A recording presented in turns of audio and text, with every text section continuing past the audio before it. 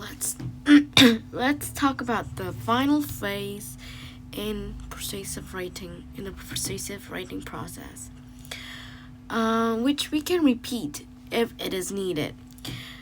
Not like the other phase, like drafting and finding out the topics or revising, but the editing part here we can repeat if we want it, so we can repeat if it is needed. This involves addressing errors. Persuasive editing involves addressing error in spelling, grammar, capitalization, and punctuation in our essay. Like I said, revising and editing are different from each other, and it is important to understand the difference between these two. While they are both focusing on writing, revision involves improving the quality and clarity of our idea.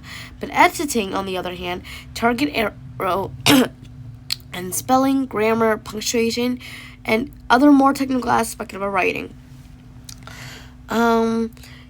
Yesterday, which we talk about revision.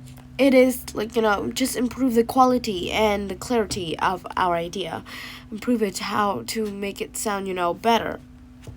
But today we move on to the next, which is editing, the last part, looking for spelling errors, grammar error, punctuation error, and other more technical aspect of our writing. One step down to revision. Okay, so while there can be many types of error in terms of spelling, grammar, or punctuation, there are some types that are best to target because they have the greatest potential to impact the clarity and the strength of our idea. So we can ask ourselves some following questions to help us to find these kind of error. First, how do I avoid run-on sentences? If we try to combine more than two ideas together, more than two ideas together into one sentences, it can cause us to create run-on sentences. So we need to avoid run-on because combining too many ideas can confuse the reader and it can interfere with their ability to follow our idea. So they might get confused. They might get confused and don't understand what we're trying to talk about. Even though all ideas are right, all our ideas are, very good. But if we add them all together too much, create a run-on, too many run-on, then our reader will get confused and won't understand what we're trying to talk about. So we can break up run-on into shorter, clearer sentences. This would be the best way to fix it. Second, we ask ourselves, do verb agree with their subject? Staying in one verb tense, which is in one verb tense only, we can talk about in the past, or in the present, or in the future only. But we have to make sure that we use plural verb with plural subject, such as they are instead of they is. So if they are talking about, many people like I, you, we, they, then we have to use with are. But if we're talking about he, she, it, then we have to use with is. We don't want to, we don't want to mess up with that plural verb with plural subjects. Remember that. They are two focus points that we need to make sure that they are part of our editing process. It's actually needed. So first we have to make sure that it's say one verb tense. We can only talk about in the past, the present, or the future. Or we have to make sure that plural verb stay with plural subject. And make sure that plural verbs stay with plural subject. Okay. Third, we ask ourselves, are all words, especially high frequency word, spelled correctly? So there are a lot of easy words that only have two letter or three letter. We never actually mess up that, but there are many words that are high, that have many letters them, like immediately, or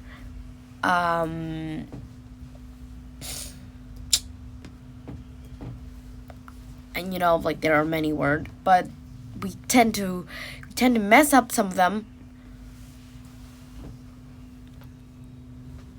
Or important, important is easy, but some people get messed up with them.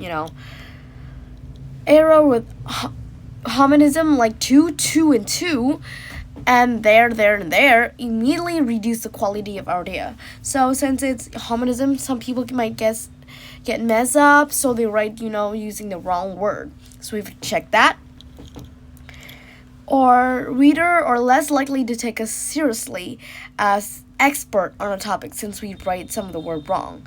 If we're making mistakes, they're easy to fix with effective proofreading and editing. Not only with error with homonism, but there are many words that we spell wrong, like important or immediately, or just mess up some of them. And lastly, assertive are all the punctuation mark used correctly.